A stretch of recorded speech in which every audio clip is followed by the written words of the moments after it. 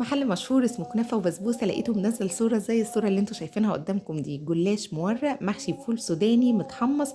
والجلاش بقى طريقته ايه يعني منفوش كده، وتحسي كل ورقة بورقتها ومورق جدا. قلت ما بدهاش، لازم اقوم اتوكل على الله واعمل احلى صاج جلاش بالشكل الرهيب ده، وبمشيئة الله هيطلع طعمه احلى من طعم المحل بتاع كنافة وبسبوسة.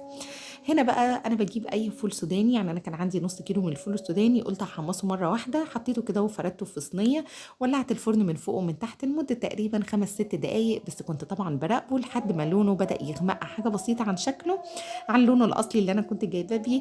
وفي نفس الوقت كمان يعني ياخد طعم ومذاق كده مختلف. هبدا ان انا افرمه فرمتين كده اهو، بس مش ناعمين، يعني بتحطي ايديكي على المفرمه وتشيلي ايديكي، تحطي وتشيلي بسرعه جدا، علشان ان هو يتجرش كده، يبقى مجروش مش ناعم ولا بودر.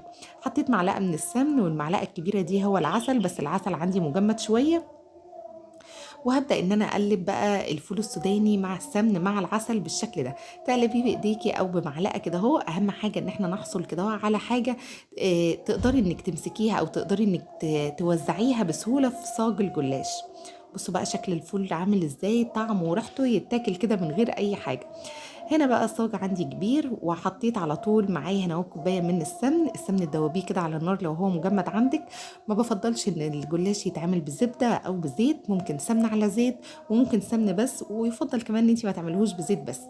انا عندي هنا اهو لفه جلاش. الجلاش اللي انا بستخدمه هو روتانا او جلاش اسمه الكرامه، سواء ده او ده، الاتنين احلى من بعض. فردت بقى كده اهو طبقه خفيفه جدا من السمن، وهبدا ان انا احط الجلاش بتاعي اقسمه لقسمين. ادي القسم الاولاني كده اهو، هبدا ان انا احطه بالشكل ده. انا بشوف هنا اهو ازاي احطها بالطولي ولا بعرضي. ابتديت بقى ان انا احطها كده اهو، اقسم القطعه بتاعتي كده اهو زي ما انتوا شايفين. القسم الاولاني هبداه بقسمين علشان يكفي الصاج بتاعي. والله يا جماعه ما تتخيلوش طعمه ومذاقه كان مورق قد ايه، وكان طعمه رهيب قد ايه. حطيت بقى لفه الجلاش، نص لفه الجلاش كده اهو في قاع الصاج.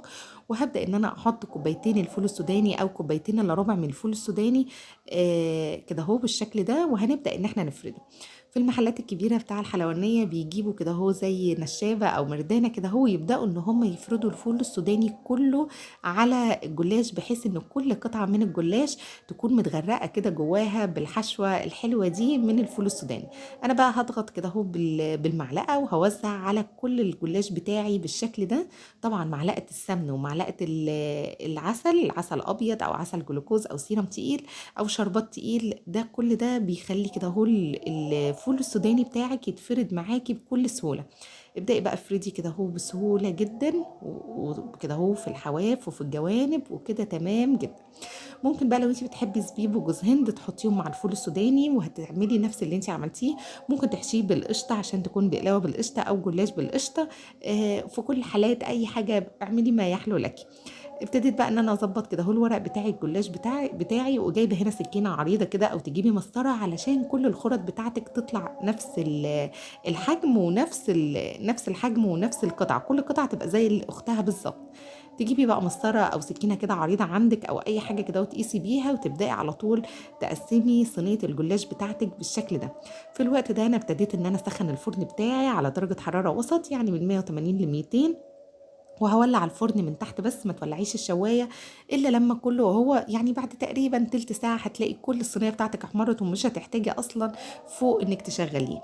بصي بقى حطيت هنا تقريبا كوبايه الا ربع من السمن، وممكن تحطي كوبايه كامله من السمن لو انت حباه يكون مورق بزياده.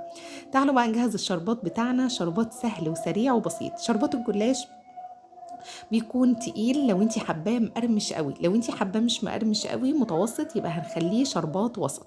يبقى لو انت حابه الجلاش بتاعك مقرمش جامد من اول واحده لاخر واحده، يبقى هنحط كوبايه وثلاث ارباع من السكر، عليهم كوبايتين من الميه، وادي عصره نص ليمونه. مع اول غليان هنبدا ان احنا نوطي، وهنخليه يبدا ان هو يغلي كده هو مع نفسه لمده 15 دقيقه.